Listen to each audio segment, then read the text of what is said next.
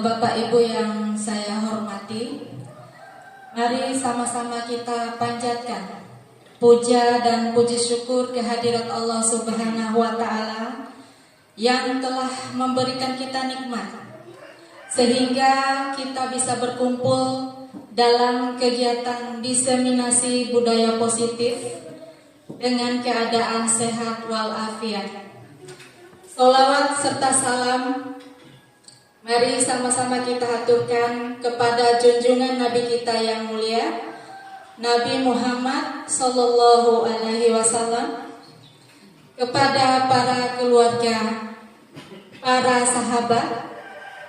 Mudah-mudahan kita umat yang beruntung, yang mendapatkan syafaat di yaumil akhir nanti. Amin ya robbal alamin. Baiklah Bapak Ibu yang saya hormati, sebelum kita memulai acara ini, kita lakukan pemanasan dulu. Kita lakukan ice breaking. Saya mohon untuk Bapak Ibu guru agar berdiri ke depan. Saya persilakan semua berdiri di depan.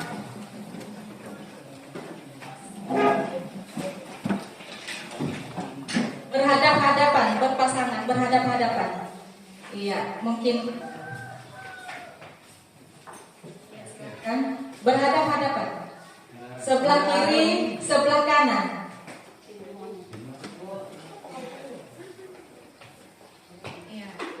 Sentak beta, Ibu Sita silakan di sini. Ya, Bu Omi. Ya, kurang satu orang. Berpasang-pasangannya. Baiklah, saya akan membagikan sesuatu. Berpasang-pasangan itu lurus ya, lurus.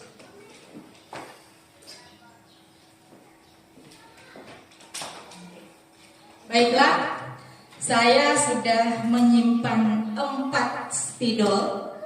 Jadi instruksinya di sini, coba perhatikan.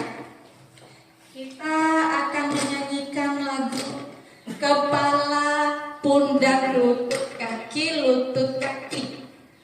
Nanti ada instruksi di tengah-tengah lagu itu. Kalau saya bilang ambil, silahkan gerak cepat untuk mengambil itu. Bagaimana? Mengerti? Siap? Siap ya. Baiklah, semangat Bapak Ibu sekalian. Semangat. Oke. Kita mulai. Kepala, sama-sama.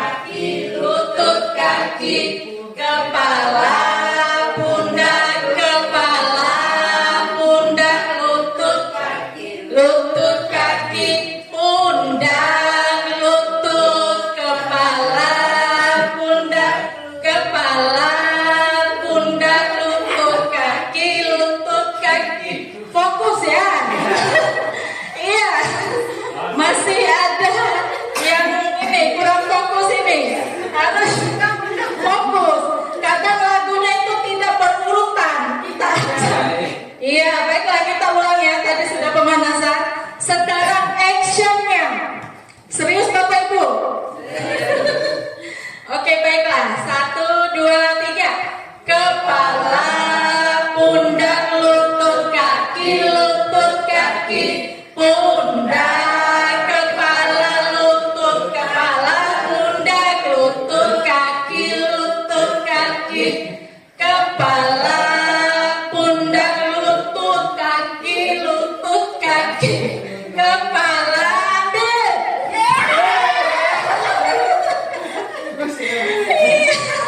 Aduh.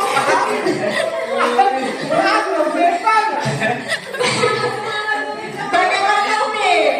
Ada yang cedera tidak Umi? Iya, maafkan anak-anak Umi. Iya, coba diangkat yang sudah dapat tadi. Sudah dapat diangkat? Iya, ada 4 orang yang dapat ya. Alhamdulillah. Iya, baiklah. sekarang karena sudah dapat ice breaking yang kedua. Majukan tangannya, naikkan ke depan. Telunjuknya, iya, dua-dua Umi. Ya.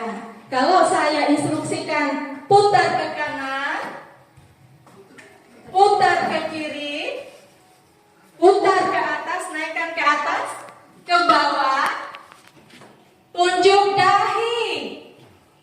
Dahi, mana dahi? Iya, tidak fokus. Iya, dahi di sini Ibu ya. Jangan terkecoh dengan saya di depan ya. Saya mengerti ya. Ini dagu, ini dahi. Oke. Majukan tangan ke depan dengan jari telunjuk ditegakkan. Putar ke kanan. Putar ke kiri. Naikkan ke atas, bawah, atas, kanan, kiri, kanan, bawah, atas, tunjuk dahi. Dahi. Bagaimana Ibu Sita? Alhamdulillah, saya senang sekali dengan permainan ini. Alhamdulillah ya. Oke, tepuk tangan untuk kita semua. Sudah senang? Oke, sudah gembira ya. Jadi semangat tidak untuk mengikuti kegiatan ini? Semangat. Iya, saya ucapkan terima kasih Bapak Ibu sekalian.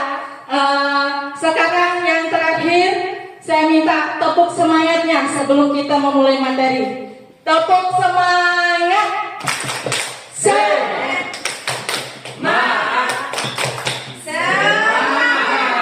Oke, terima kasih Bapak Ibu sekalian. Iya. Ya lumayan mus-musan Bapak Ibu ya. Alhamdulillah. Lumayan sedikit agak gerak. Kita sudah melakukan peregangan otot. Tadi senam kecil-kecilan ya. Kemudian saya ingin bertanya, bagaimana kabar Bapak Ibu sekalian hari ini?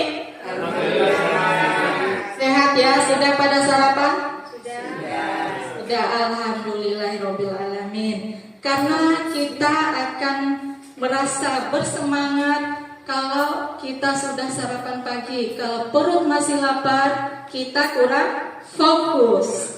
Baiklah, sekarang saya akan memulai materi kita, aksi nyata modul 1.4, diseminasi budaya positif. Ini adalah salah satu bentuk pemenuhan tugas saya sebagai calon guru penggerak angkatan 10.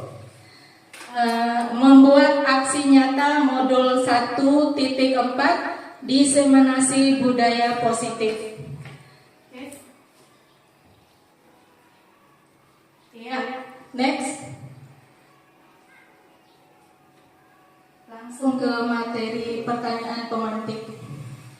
Ya, di depan Bapak Ibu, silakan diperhatikan. Saya sudah menyiapkan pertanyaan pemantik. Pertanyaan pemantik ini yang akan memandu kita ke materi selanjutnya. Jadi tugasnya Bapak Ibu di sini menjawab 3 pertanyaan pemantik tersebut ke dalam lembaran kertas post-it yang akan saya bagikan. Adapun pertanyaan pemantik yang pertama, menurut Bapak Ibu, apakah pengertian budaya positif? Kemudian yang kedua, apa saja contoh budaya positif yang sudah Bapak Ibu lakukan? Terus pertanyaan yang ketiga, menurut Bapak Ibu, apakah perbedaan kesepakatan kelas dan keyakinan kelas? Jadi tugas Bapak Ibu sekalian menjawab pertanyaan tersebut. Saya akan membagikan lembaran kertas post-it.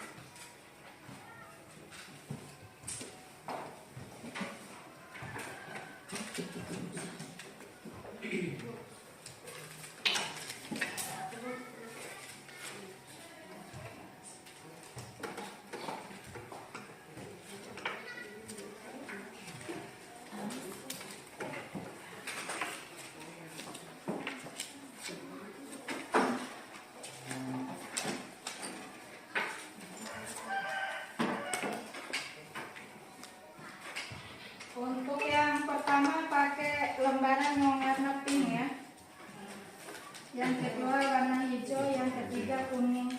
Warna pink yang pertama. Pink.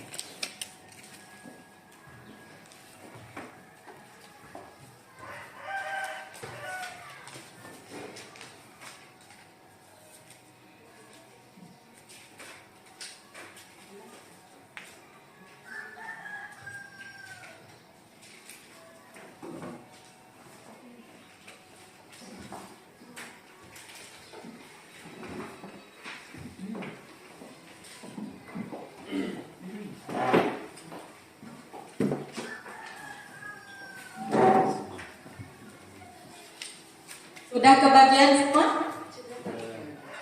Ya. Sekarang kita lihat pertanyaan pemantik yang pertama. Menurut Bapak Ibu, apakah definisi atau pengertian budaya positif? Budaya positif.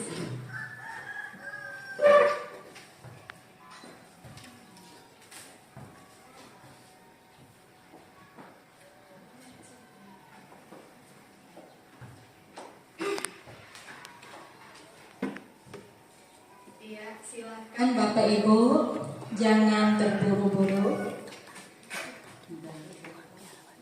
Apakah pengertian dari budaya positif? Silakan menggunakan post-it yang warna pink.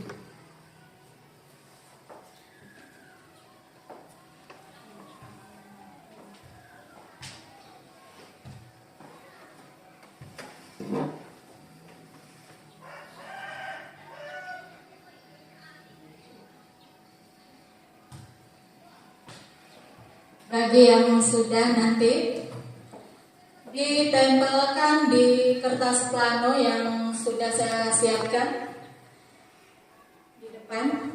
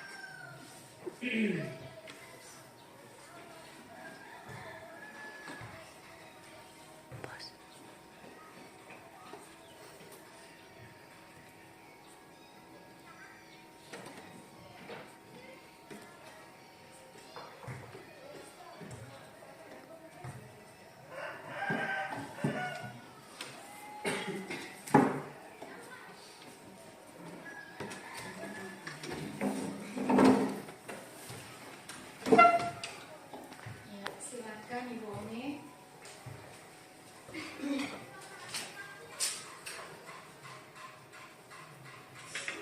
Iya. Saya ucapkan terima kasih.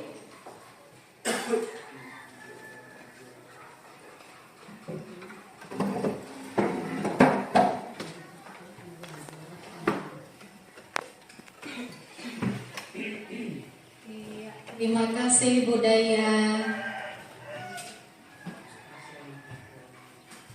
Makasih Bu Ita. Dan selanjutnya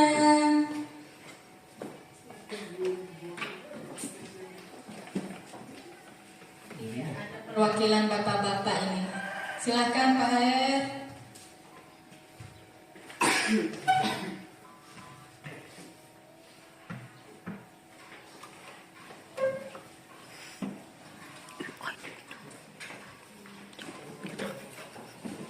Iya, Terima kasih Pak Fajrin.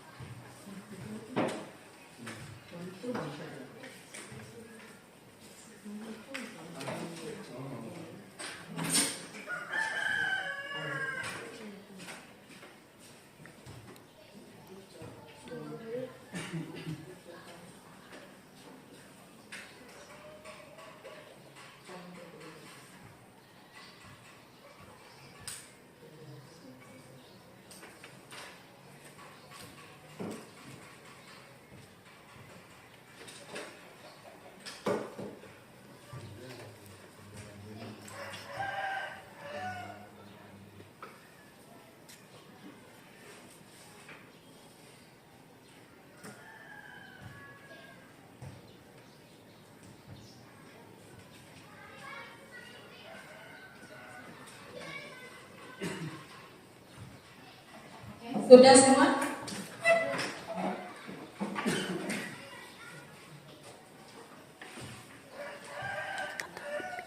Silakan Bu Nunung.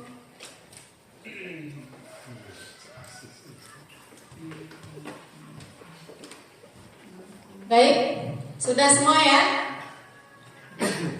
Saya akan membacakan pertanyaan pemantik jawaban dari Bapak Ibu sekalian.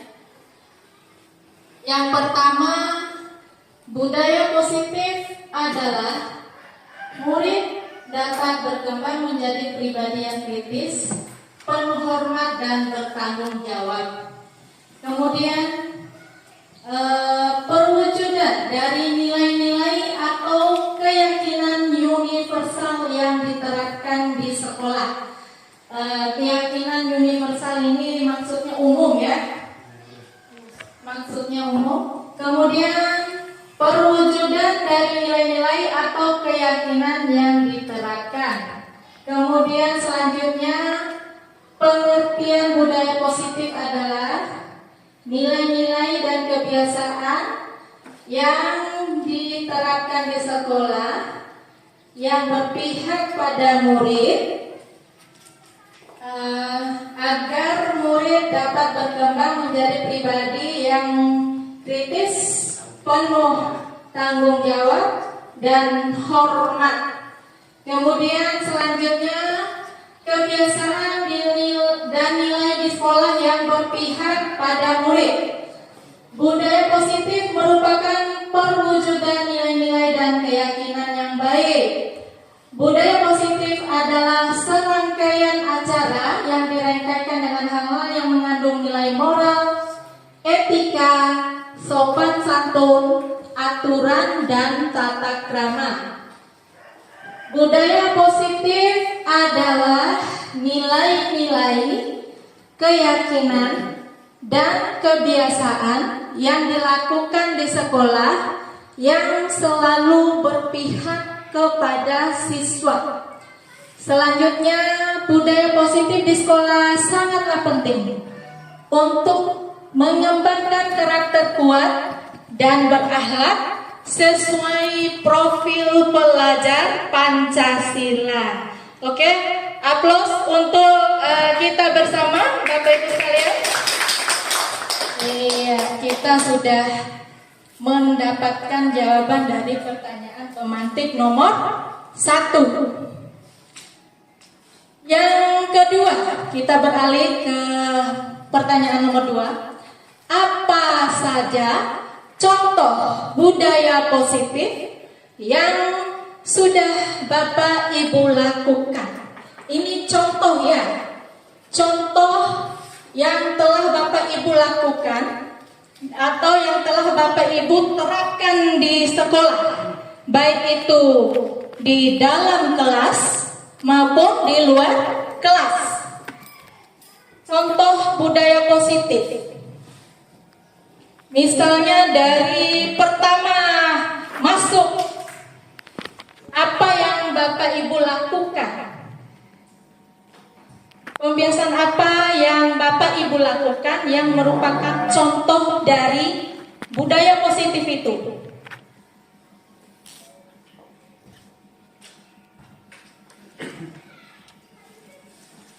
Seperti datang tepat waktu di awal ya. Dan masih banyak kebiasaan-kebiasaan dari budaya positif yang kita lakukan. Dari pertama kita hadir di sekolah selama proses pembelajaran sampai kita pulang. Tentunya banyak sekali pembiasaan-pembiasaan yang positif.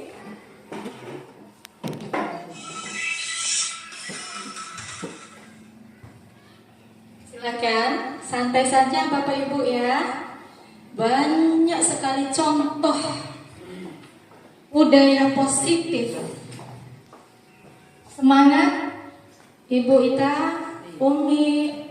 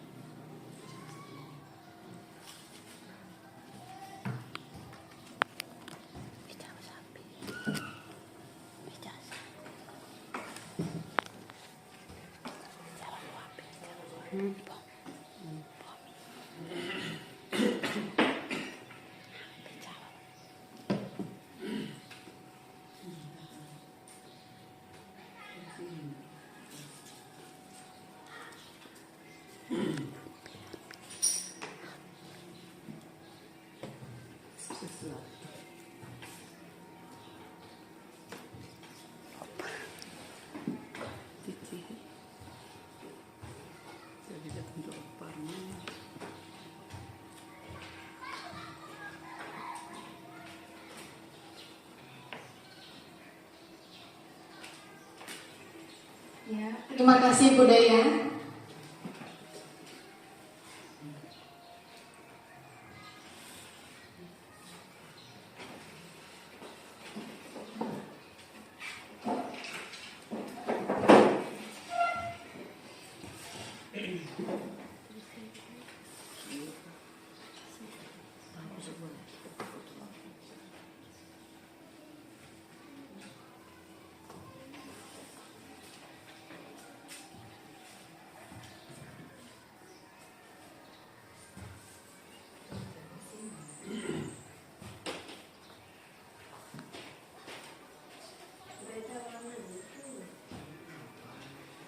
Banyak sekali contoh-contoh Bu ya yang kita terapkan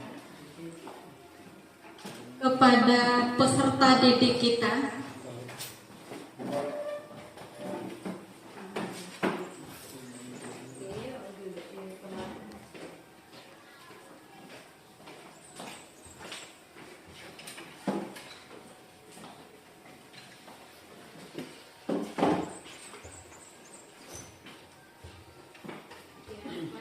Waktu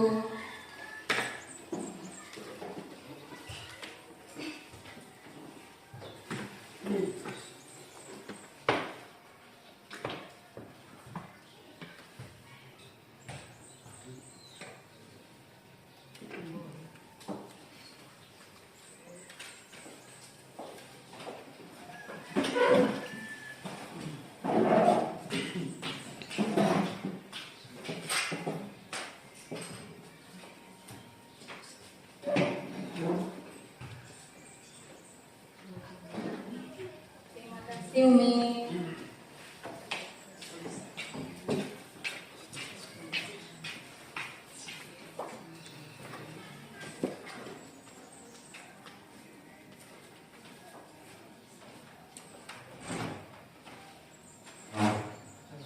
Terima kasih Ibu Sita.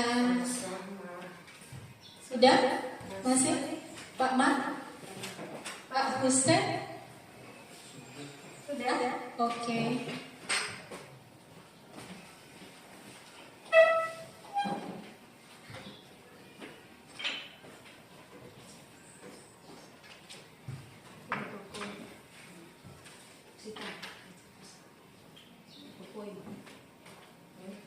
Iya. Gimana? Sudah semua Bapak Ibu? Sudah ya? Sudah. Baiklah, saya akan membacakan jawaban Bapak dan Ibu sekalian pada pertanyaan pemantik nomor 2. Apa saja contoh budaya positif yang sudah Bapak Ibu lakukan? Yang pertama, contoh budaya positif: senyum, salam, dan sapa. Ini budaya 5S ya. Bersikap sopan dan meminta izin pada guru bila akan masuk atau keluar kelas. Terus yang ketiga, melaksanakan kerja bakti membersihkan sekolah. Nomor 2, tepat waktu tiba di sekolah. Meminta izin apabila keluar masuk kelas. Kerja bakti bersama teman-teman. Kemudian bersalaman dengan Bapak Ibu guru ketika tiba di pintu gerbang.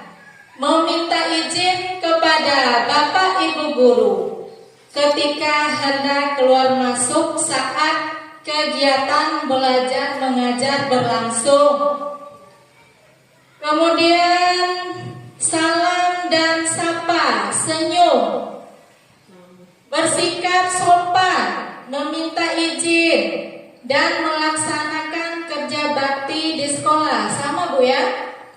Menerapkan 5S, senyum, sapa, salam, sopan, santun. Membersihkan lingkungan berdoa, lingkungan sekolah, berdoa sebelum belajar. Kemudian memberi salam, duduk yang rapi saat menerima pelajaran, berdoa sebelum belajar. Tiba di sekolah tepat waktu. Kemudian menguatkan peran sebagai guru penggerak melalui penerapan penanaman disiplin positif pada siswa. Jadi semua contoh yang telah Bapak Ibu tuliskan di lembaran kertas post-it sudah merupakan contoh dari penerapan budaya positif. Semua sudah masuk ya. Mulai dari masuk di pintu gerbang, kita melakukan budaya 5S, senyum, salam, sapa, sopan, santun. Terus di dalamnya kita membersihkan sampah yang mungkin berceceran di lingkungan sekolah, merapikan meja, bangku, menyapa guru, ya. Semua sudah bekerja sama juga, bekerja bakti dan gotong royong. Baiklah, yang ketiga, pertanyaan pemantik yang terakhir. Menurut Bapak Ibu, apakah perbedaan kesepakatan kelas dengan keyakinan kelas? Kesepakatan kelas itu apa? Kemudian keyakinan kelas itu apa? Silakan.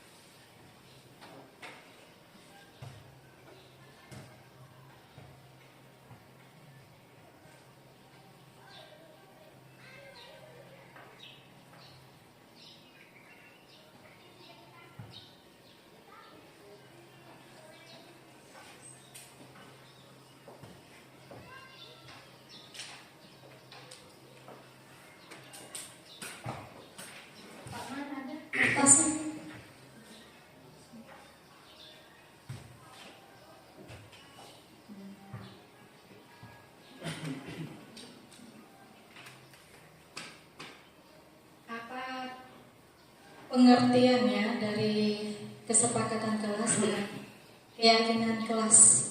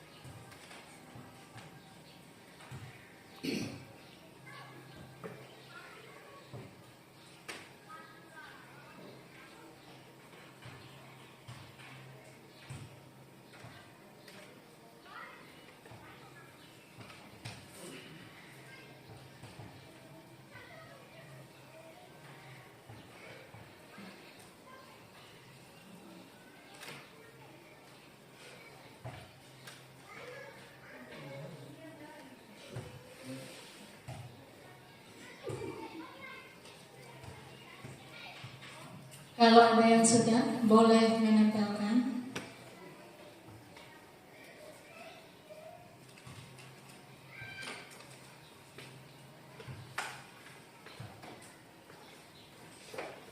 Semangat Pak Fajri. Semangat Bu.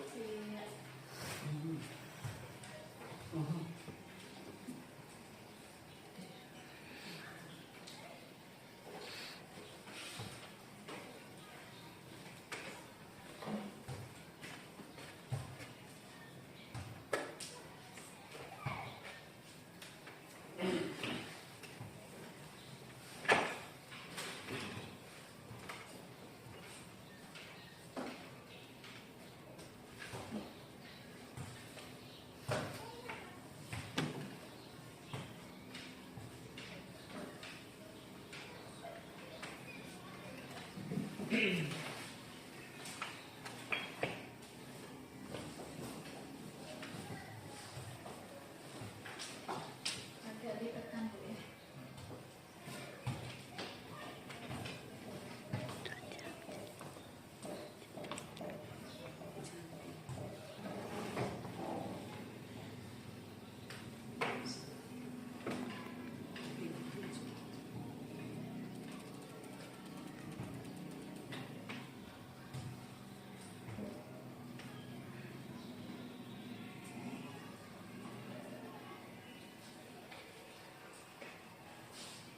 Semangat Pak. Oke, Pak Sulaiman. Ibu Sita.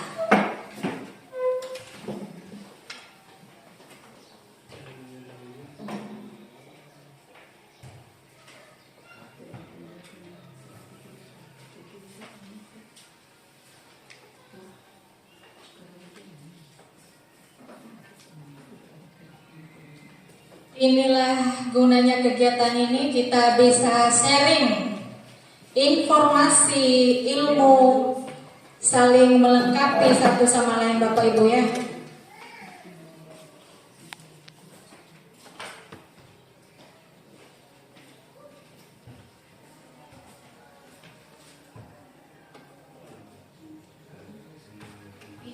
Terima kasih untuk Ibu Sita. Bagaimana, masih ada?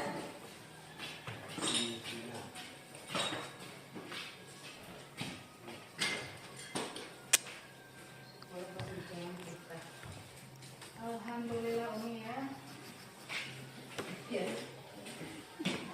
Tepuk semangat. Semangat. Iya, jangan loyo Bapak Ibu. Terima kasih Pak Man. Sudah? Masih ada?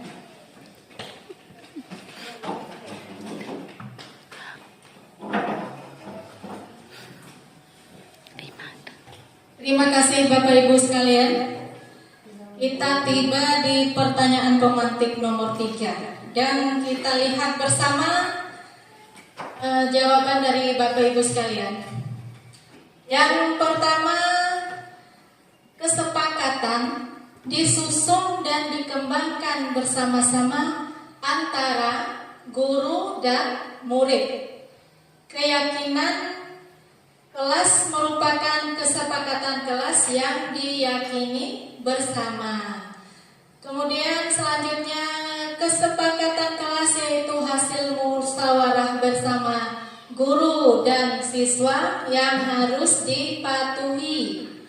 Keyakinan kelas yaitu betul-betul meyakini setiap keputusan dalam musyawarah itu hal yang baik.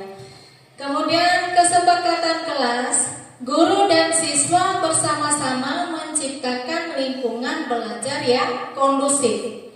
Sedangkan keyakinan kelas adalah meningkatkan motivasi belajar siswa.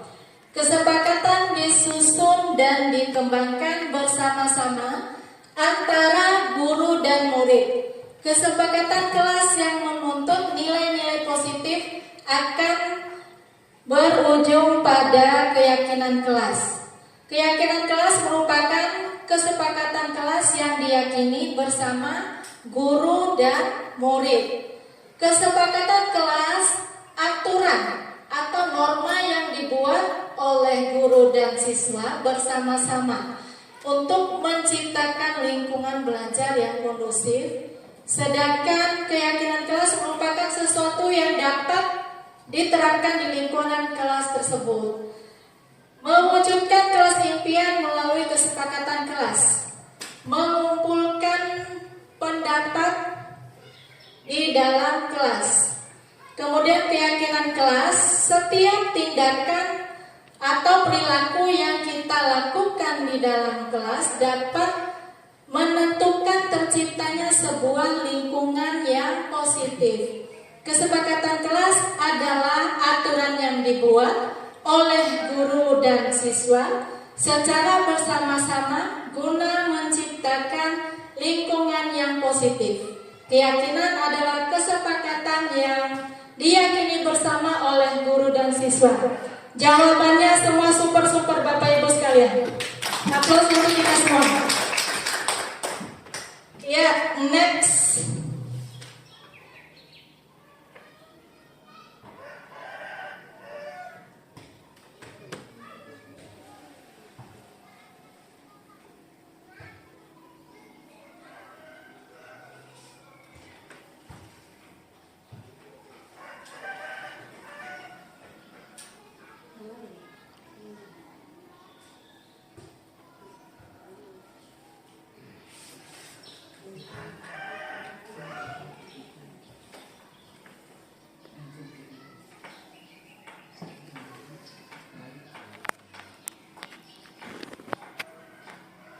Selanjutnya,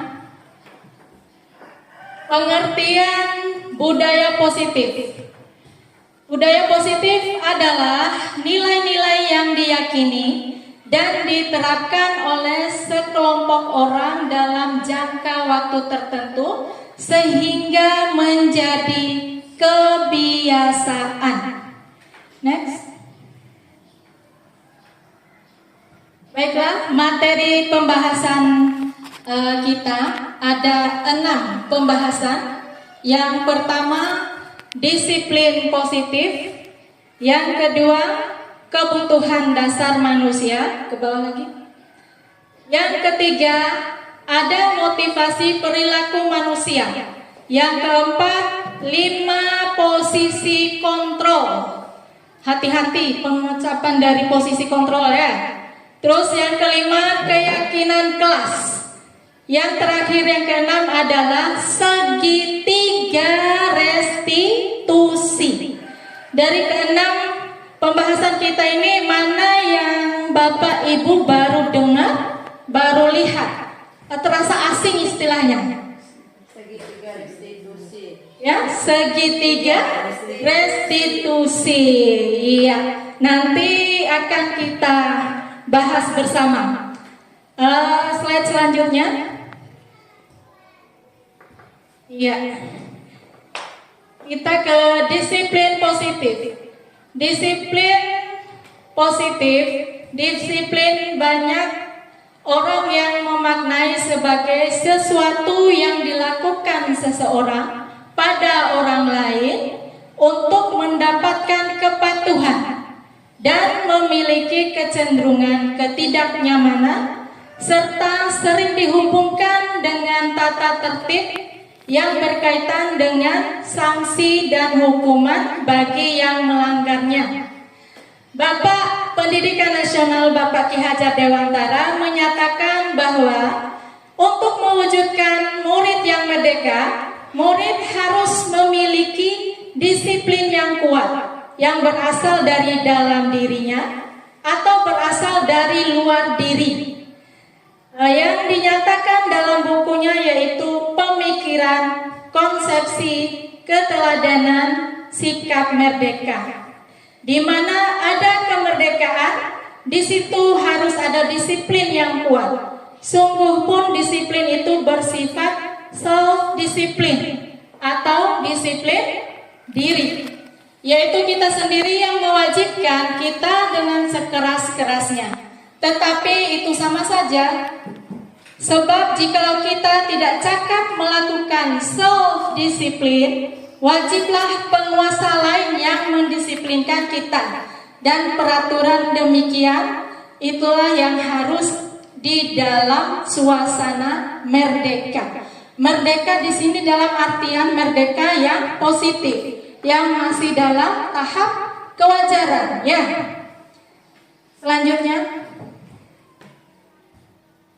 adapun definisi kata merdeka menurut Ki Hajar Dewantara adalah merdeka itu artinya tidak hanya terlepas dari perintah, akan tetapi juga cakap buat memerintah diri sendiri. Jadi merdeka itu harus muncul dalam diri sendiri dulu. Kemudian menurut Diana Gosen dalam bukunya Restructuring School Discipline menyatakan bahwa arti asli dari kata disiplin ini juga berkonotasi dengan disiplin diri dari murid-murid yang dapat membuat seseorang menggali potensinya menuju kepada sebuah tujuan, sesuatu yang menguasai diri untuk memilih tindakan yang mengacu pada nilai-nilai yang kita hargai. Dengan kata lain, seseorang yang memiliki disiplin diri berarti mereka bisa bertanggung jawab terhadap apa yang dilakukannya, karena mendasarkan tindakan mereka pada nilai-nilai kebajikan yang universal. Dari kedua pendapat tersebut di atas dapat disimpulkan bahwa murid yang memiliki disiplin positif akan memiliki motivasi internal, ini motivasi dari dalam, yang tinggi dalam menguasai diri untuk melakukan tindakan yang sesuai dengan nilai-nilai kebajikan universal. Sebagai pendidik, tugasnya adalah membimbing siswa untuk memiliki disiplin diri yang berasal dari dirinya sendiri. Next. Iya, kita berlanjut ke materi selanjutnya, kebutuhan dasar manusia. Berdasarkan teori kontrol menyatakan bahwa perilaku manusia memiliki tujuan dalam ruang lingkup sekolah, maka yang dimaksud adalah perilaku siswa. Terkadang kita tidak menyadari bahwa perilaku yang dilakukan pasti memiliki alasan dan tujuan. Perlu dipahami bahwa ketika siswa melakukan perilaku yang tidak baik, maka saat itu siswa memiliki kebutuhan dasar yang harus dipenuhi. Sekarang terdapat 5 kebutuhan dasar manusia. Yang pertama adalah kebutuhan bertahan hidup atau survival. Terus yang kedua, kebutuhan cinta dan kasih sayang, penerimaan. Yang ketiga, kebutuhan penguasaan atau pengakuan. Yang keempat, kebutuhan kebebasannya atau freedom, ya. Yang kelima, kebutuhan akan kesenangan atau fun. Baiklah Bapak Ibu sekalian, ada contoh kasus. Next. Iya.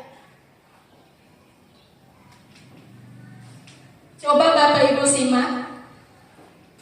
Di sini ada salah satu contoh kasus yang melibatkan peserta didik yang bernama Doni. Ibu Ambar adalah gurunya, ya. Ibu Ambar guru wali kelas 2A di SD Pelita Hati. Sedang bingung menghadapi ulah salah satu murid di kelasnya, yaitu Doni. Beberapa anak di kelas 2A telah datang padanya dan mengeluhkan Doni yang seringkali meminta bekal makan siang dengan paksa jika Anda menghadapi situasi seperti Ibu Ambar, apa yang akan Anda lakukan? Menurut Anda, kira-kira apa alasan Doni melakukan hal itu? Doni sering meminta paksa bekal makan siang dari teman-temannya. Kira-kira apa yang mendorong Doni melakukan tindakan tersebut? Tadi ada berapa kebutuhan dasar manusia? 5. Ada 5. Mana yang dari 5 ini yang menjadi motivasi dari Doni melakukan tadi kegiatan mengambil paksa bekal temannya? Apakah yang pertama bertahan hidup? Yang kedua apa tadi? Kebutuhan diterima, cinta, kasih dan sayang. Kemudian yang ketiga penguasaan. Terus apakah karena dia butuh kesenangan atau fun tadi ya, atau kebebasan? Mana yang mendorong Doni dari 5 kebutuhan dasar manusia tadi? Silakan. Kebutuhan hidup. Pakai ini Umi? Ya, kebutuhan hidup. Kebutuhan hidup. Ibu Umi? Doni melakukan seperti itu karena dia ingin bertahan hidup. Bertahan hidup, ya. Apakah ada jawaban yang lain dari Bapak Ibu sekalian? Ibu Nunu? Terima kasih Bu. Sedikit mungkin bisa saya kembangkan. Sebelum kembali ke kebutuhan dasar setiap siswa, tentunya dari persoalan yang muncul ini, hal yang kalau saya berdaya, hal yang dilakukan adalah yang pertama mencari tahu kira-kira alasan yang mendasar seorang anak ini melakukan hal tersebut. Tentunya akan kita dapat kita peroleh apa sebenarnya yang dia inginkan. Tentunya kita harus mendekati siswa itu sendiri. Apa sih sebenarnya latar belakang dari kelakuan yang muncul pada diri anak tersebut? Ya, kalau melihat dari apa kebutuhan dasar tadi, tentunya ada 2 poin Bunda. Yang pertama, dia mungkin melakukan ini karena dia membutuhkan kasih sayang dari seorang guru. Tentunya melakukan hal tersebut ingin mencari perhatian dari teman atau guru itu sendiri. Dan yang kedua, mungkin tentu karena ini berkaitan dengan makanan, mungkin ini adalah alasan seorang siswa ingin bertahan dengan membutuhkan sesuatu yang dia inginkan, seperti makanan temannya seperti itu. Terima kasih Bunda. Terima kasih Bapak dan Ibu sekalian. Luar biasa tanggapannya dari kasus Ibu Ambar. Kita memang harus menganalisis dulu faktor apa yang menyebabkan Doni melakukan perbuatan tersebut. Bisa saja dia tidak membawa bekal karena dia lapar, dia ganggu bekal temannya. Bisa saja dia bawa bekal, tapi kenapa dia mengambil paksa lagi bekal temannya? Pasti ada sesuatu yang mendasari Doni melakukan hal tersebut. Kalau kita analisa, bisa jadi dorongan Doni mengganggu bekal teman-temannya tadi bisa masuk di 5 kebutuhan dasar tersebut.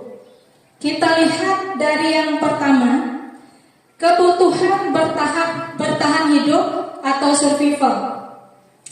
Di sini kebutuhannya bersifat fisiologis seperti kesehatan, rumah tinggal yang layak, dan makanan. Doni di sini kebetulan kasusnya adalah makanan. Mungkin Doni tidak membawa bekal makan siang, sehingga dia meminta paksa punya temannya. Ya. Kemudian yang kedua, kebutuhan akan cinta dan kasih sayang. Doni ini mungkin kurang kasih sayang.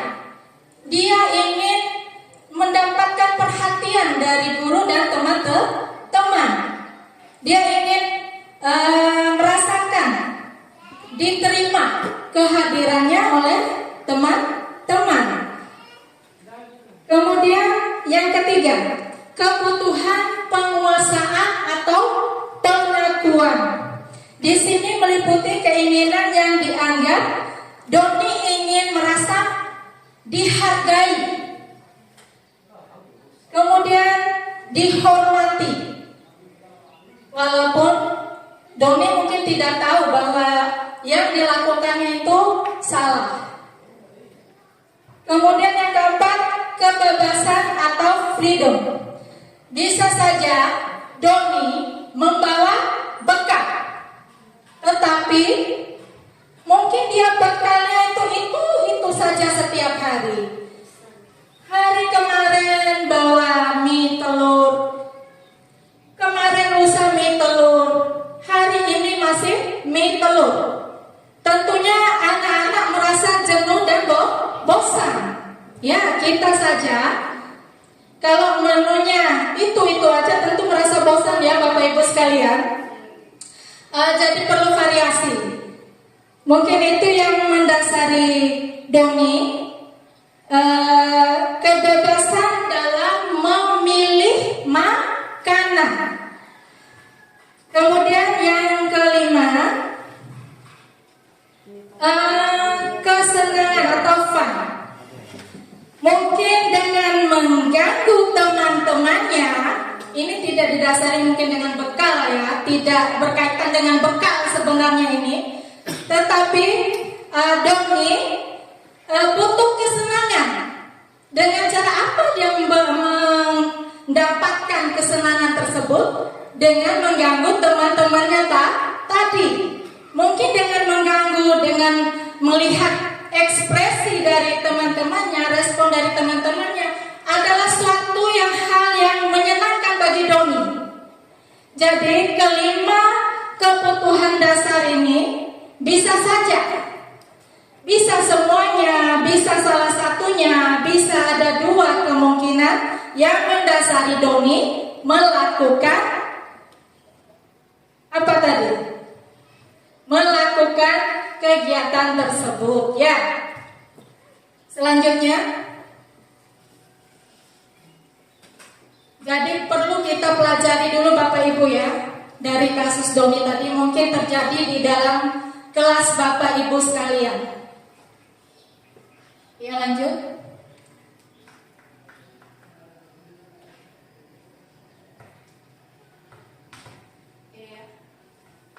Kemudian kita beralih ke motivasi perilaku manusia.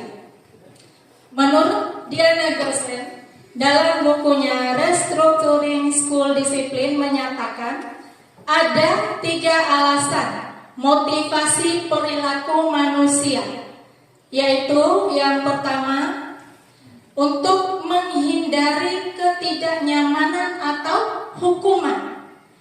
Jadi daripada dia mendapat hukuman, lebih baik dia menjalankan. Kemudian yang kedua, untuk mendapatkan imbalan atau penghargaan dari orang lain. Jadi bisa jadi yang kedua motivasinya adalah mengharapkan imbalan atau hadiah. Terus yang ketiga, untuk menjadi orang yang mereka inginkan dan menghargai diri sendiri dengan nilai-nilai yang mereka percaya. Kemudian dari ketiga motivasi perilaku manusia dalam mewujudkan disiplin positif yang harus ditanamkan dalam murid-murid adalah motivasi yang nomor berapa Bapak Ibu? Apakah karena takut akan hukuman? Yang kedua, ingin mendapatkan hadiah atau penghargaan? Atau yang ketiga, karena menghargai diri sendiri dengan nilai-nilai yang mereka percaya? Mana yang ketiga. yang Yang ketiga. yang ketiga? Oke. Karena dengan memiliki motivasi tersebut, mereka telah memiliki motivasi intrinsik, yaitu motivasi yang ada di dalam diri, ya, yang berdampak jangka panjang, motivasi yang tidak akan berpengaruh pada adanya hukuman atau hadiah. Ini karena kesadaran yang ada di dalam diri sendiri. Kemudian selanjutnya,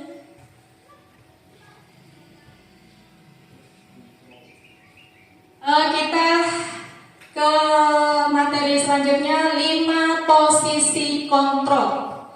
Gosen telah berkesimpulan bahwa terdapat 5 posisi kontrol yang dapat diterapkan seorang guru.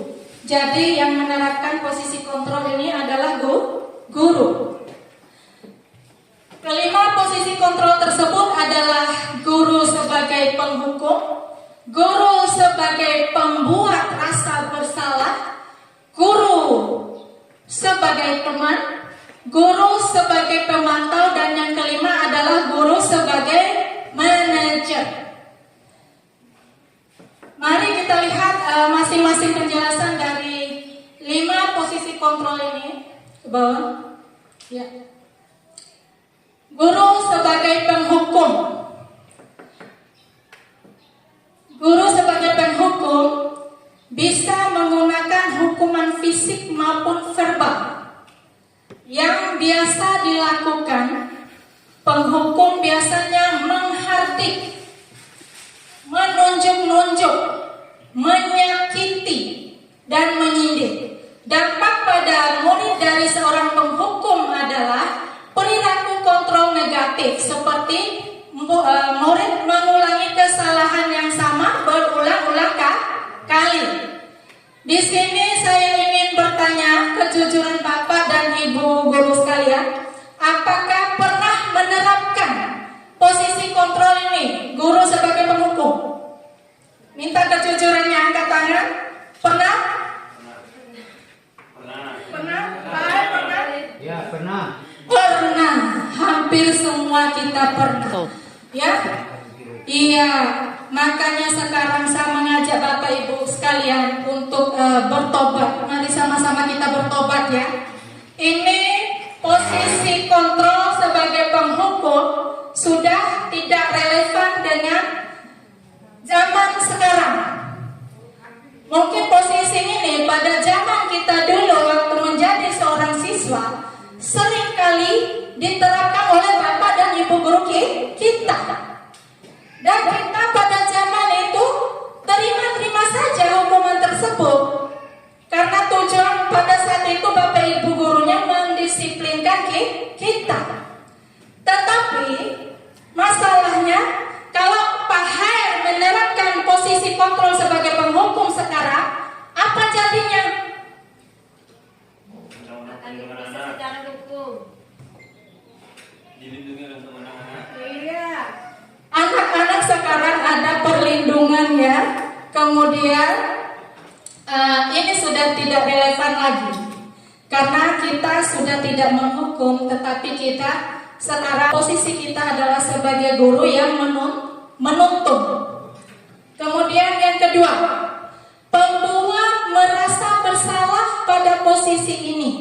Biasanya guru akan bersuara lemah lembut. Yang biasa dilakukan pembuat merasa bersalah biasanya berceramah, menunjukkan kekecewaan. Dampak pada murid dari seorang pembuat merasa bersalah adalah murid akan merasa rendah diri, merasa gagal dan tidak berharga. Siapa yang bisa memberikan contoh guru yang bertindak sebagai pembuat merasa bersalah? Siapa? Anak siswa kita membuat kesalahan dan kita memberikan tindakan yang membuat anak tersebut merasa bersalah, meskipun dengan bahasa yang lembut sekalipun. Seperti, nah, kamu ini kesayangan ibu. Kenapa kamu nakal, nak? Kecewa bapak sama ibu sama kamu. Nah, kamu ini ketua kelas. Seharusnya kamu tuh memberikan contoh. Seperti itu salah satunya ya. Sehingga anak-anak berpikir, saya telah mengecewakan bapak dan ibu guru. Lanjut, posisi kontrol yang ketiga, guru bertindak sebagai teman. Pada posisi ini, sebagai teman tidak akan menyakiti murid, namun ada namunnya. Selalu berupaya mengontrol murid melalui pendekatan persuasi. Yang biasa dilakukan pada posisi sebagai teman adalah membuatkan alasan-alasan untuk murid-muridnya. Dampak pada murid adalah murid akan merasa ketergantungan, tidak mandiri, dan tidak bisa memutuskan keputusan sendiri. Jadi meskipun kita bertindak sebagai teman, tetap saja tidak bisa dibenarkan karena murid akan ketergantungan kepada kita. Yang keempat, guru sebagai pemantau. Guru pada posisi ini biasanya selalu mengawasi atau memantau muridnya yang berpatokan pada catatan atau kesepakatan yang sudah disetujui.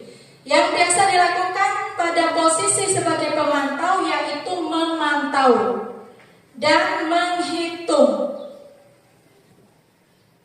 dan mengukur kedisiplinan murid. Kemudian dampak yang ditimbulkan bagi murid dari posisi kontrol pemantau yaitu menitik beratkan pada dampak pada posisi diri, mendapatkan hadiah atau mendapatkan hukuman. Kemudian yang terakhir, posisi kontrol yang kelima, yaitu manajer. Seorang manajer telah memiliki keterampilan di posisi teman maupun pemantau. Jadi dua posisi tadi itu include di posisi manajer. Dan dengan demikian bisa jadi di waktu-waktu tertentu kembali kepada kedua posisi tersebut bila diperlukan. Guru pada posisi ini biasanya posisi di mana guru berbuat sesuatu bersama dengan murid, mempersilahkan murid mempertanggungjawabkan perilakunya, mendukung murid agar dapat menemukan solusi atas permasalahannya sendiri. Yang dilakukan guru pada manajer biasanya mengajukan pertanyaan-pertanyaan terkait nilai kebajikan yang telah diyakininya, atau pertanyaan yang berkaitan dengan solusi yang ditempuh berkaitan dengan pelanggaran tata tertib. Next.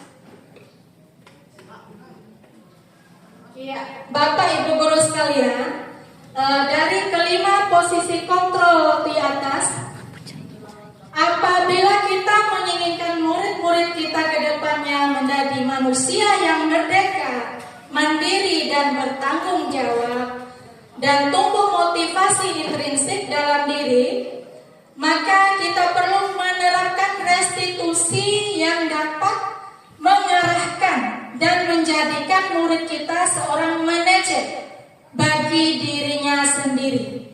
Di dalam posisi kontrol manajer, murid oleh guru diajak mengevaluasi diri, bagaimana menjadi diri yang lebih baik, menganalisis kebutuhan dirinya, kemudian menganalisis kebutuhan orang lain. Di sini penekanan bukan pada kemampuan memberikan konsekuensi kepada murid, tetapi guru dapat berkolaborasi dengan murid bagaimana memperbaiki kesalahan yang ada. Next.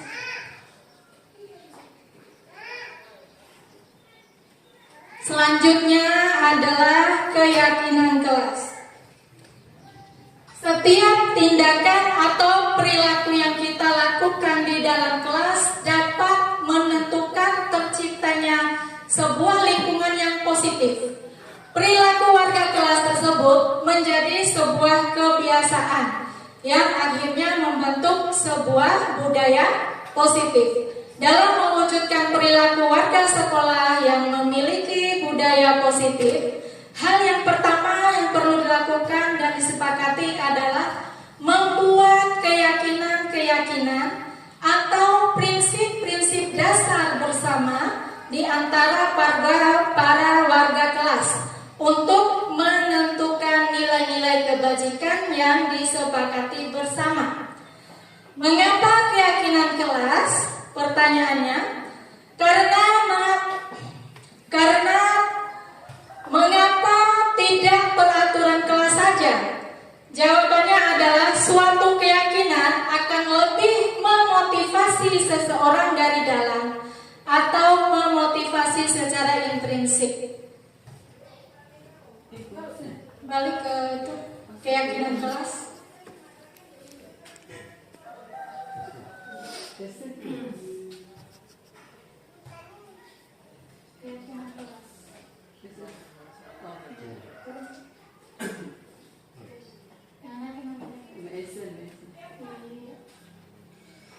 Berikut adalah cara pembuatan keyakinan kelas.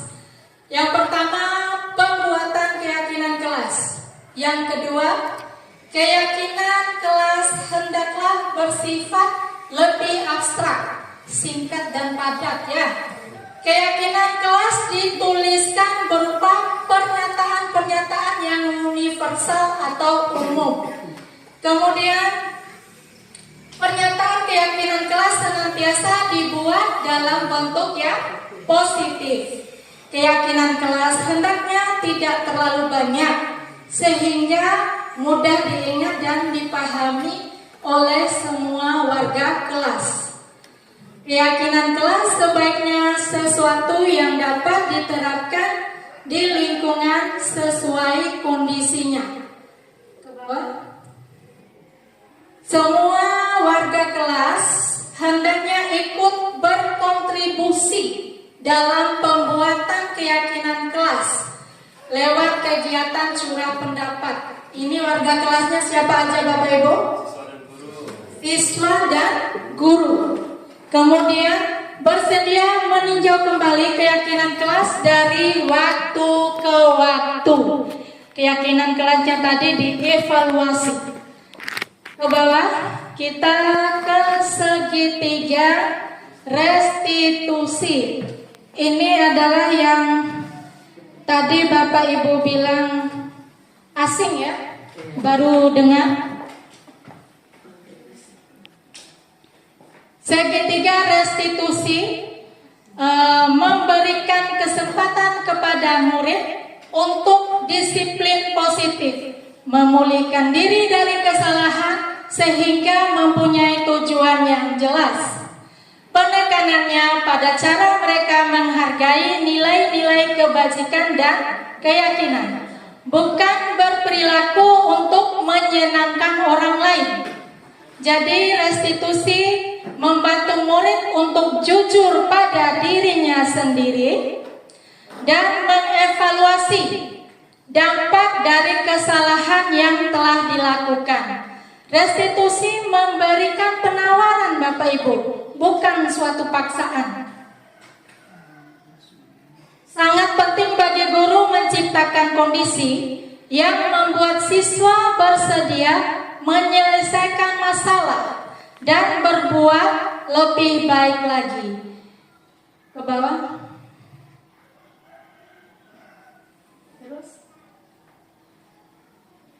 Ya, pada bagian dasar segitiga restitusi merupakan langkah pertama restitusi, yaitu kita menstabilkan identitas. Bagian ini bertujuan merubah orang yang merasa gagal karena berbuat salah menjadi orang sukses. Walaupun dia berbuat kesalahan, tapi dia tidak gagal.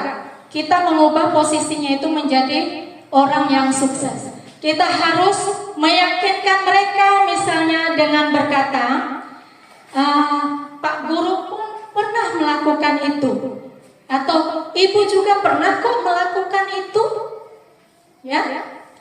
Kemudian ketika seseorang dalam kondisi emosional, maka otak tidak mampu berpikir rasional. Kondisi ini sangat tepat kita gunakan untuk menstabilkan identitas. Seperti begini, ada anak-anak kita yang berkelahi. Tentunya kalau dua-duanya kita langsung hadapkan seperti persidangan, pasti masalahnya tidak akan selesai. Ya, kita harus menstabilkan dulu identitas anak tersebut, meskipun dia adalah pelaku yang membuat kesalahan tadi. Dengan pertanyaan seperti tadi, tadi berantem ya? Oh iya, Bapak atau Ibu Guru juga pernah kok melakukan hal yang sama. Jadi tidak langsung kita, kenapa tadi kamu berantem? Kenapa tadi kamu mengganggu teman-temanmu? Ya, kita stabilkan dulu identitasnya biar anak merasa tenang. Ya, selanjutnya langkah yang kedua adalah memvalidasi tindakan yang salah. Pada langkah kedua kita terlebih dahulu memahami kebutuhan dasar yang mendasari tindakan murid kita. Menurut teori kontrol, semua tindakan pasti memiliki tujuan, entah baik atau buruk. Ketika kita menolak murid yang berbuat salah, maka mereka akan tetap dalam masalah. Yang lebih diperlukan adalah kita memahami alasan mereka berbuat kesalahan, sehingga merasa dipahami kenapa dia melakukan hal tersebut. Jadi kita tidak mencap anak tersebut telah melakukan kesalahan, ya. Adapun kalimat yang bisa kita lakukan dalam posisi memvalidasi tindakan yang salah adalah kita tanyakan anak tersebut. Seperti tadi mungkin yang berantem, kita tanyakan alasannya. Kamu pasti punya alasan kenapa melakukan tindakan tersebut. Nanti dia secara pelan-pelan akan menceritakan latar belakang permasalahan tadi, atau bagaimana cara kamu mewujudkan. Tadi kan sudah ada keyakinan kelas yang kita buat Bapak Ibu, ya. Bagaimana kamu mewujudkan keyakinan kelas kita? Kalau keyakinan kelas apa kira-kira yang cocok kalau untuk kasus anak yang berantem tadi? Ya, saling menghormati dan menghargai. Iya. Keyakinan kelas yang mana yang kamu langgar? Nah, kita tanyakan. Kan anak-anak tadi sudah menyusun keyakinan kelasnya tersebut. Kita tanyakan, keyakinan kelas yang mana yang telah dilanggar? Apa yang kamu lakukan untuk mewujudkan keyakinan kelas tadi? Misalnya, saya akan lebih menghargai teman saya, ya. Kemudian yang ketiga adalah lanjut selesai, menanyakan keyakinan kelas. Ya, langkah selanjutnya ketika langkah pertama dan kedua sukses dilakukan, maka anak lebih siap dikaitkan dengan nilai-nilai kebajikan yang dia percaya dan berpindah menjadi orang yang dia inginkan. Kehidupan masa depan yang mereka inginkan sangat penting ditanyakan. Ketika gambaran masa depannya sudah ditemukan, maka guru dapat membantu mengarahkan mereka tetap fokus pada gambarannya. Segitiga restitusi dapat menumbuhkan motivasi internal murid untuk disiplin positif dan terbiasa mencari solusi dalam permasalahannya. Di sini segitiga restitusi adalah metode yang diterapkan jika terjadi suatu kasus pada anak didik kita. Pada segitiga restitusi, kita tidak mencari kesalahan. Kita tidak mencari siapa yang berbuat salah. Tetapi kita mengajar murid kita, mengajak mereka mencari dan belajar dari kesalahan tersebut. Jadi kita tidak menyalahkan, tetapi anak-anak belajar dari kesalahannya. Guru tidak memberikan solusi, Bapak Ibu sekalian. Jangan langsung kita yang memberikan solusi, tetapi anak-anaklah yang mendapatkan atau mencari solusi bagi dirinya sendiri. Seperti pertanyaan yang terakhir tadi, alasan dia kan, saya merasa tidak senang Bu, dia sering ganggu saya, makanya saya pukul dia. Kemudian keyakinan kelas apa yang kamu langgar? Nah, saya tidak menghormati dan menghargai teman. Iya, boleh saja kita melakukan hal tersebut karena kita merasa terganggu. Tetapi alangkah baiknya kamu mempunyai hal positif atau nilai-nilai kebajikan yang baik, yang baru, ya. Kemudian anak-anak tersebut, bagaimana cara kamu untuk mewujudkan keyakinan kelas tadi? Saya akan lebih menghargai teman saya, Bu. Saya akan lebih menghormati teman saya. Jadi begitulah Bapak Ibu sekalian. Selanjutnya kita lihat contoh video restitusi. Ini contoh penanganan kasus yang terjadi pada peserta didik kita dengan menerapkan segitiga restitusi. Silakan disimak Bapak Ibu sekalian.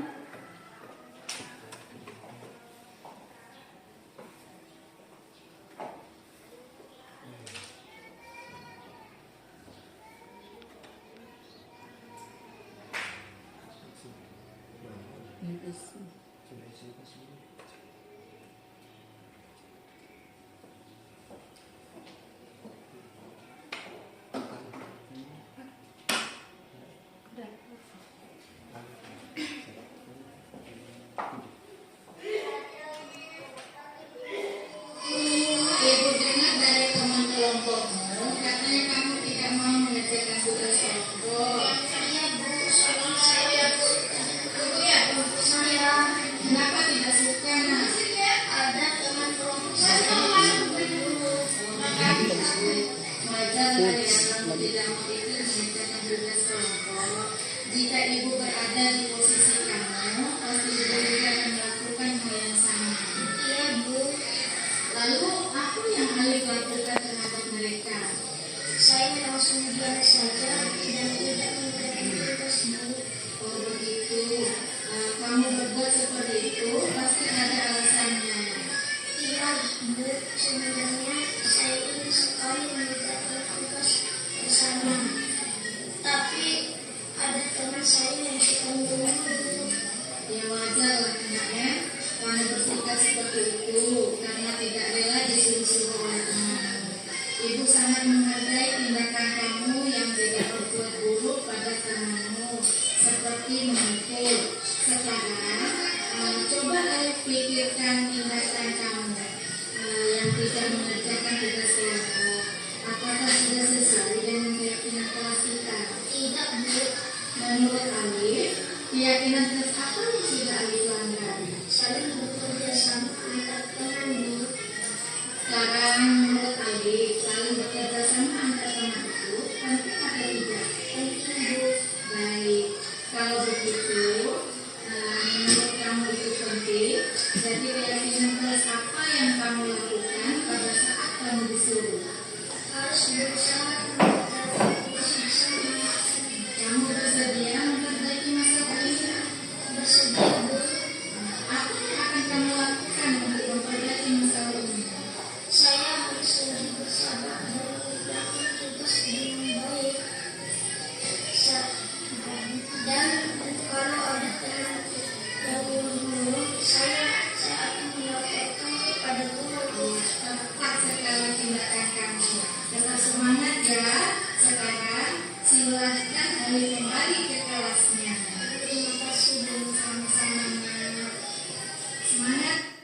Ya, Bapak Ibu sekalian, itu adalah contoh penerapan segitiga restitusi dalam menangani kasus yang melibatkan peserta didik. Next.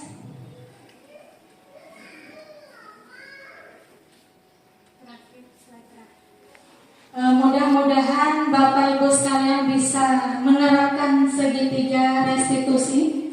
Mulai dari sekarang, jadilah seorang manajer yang baik.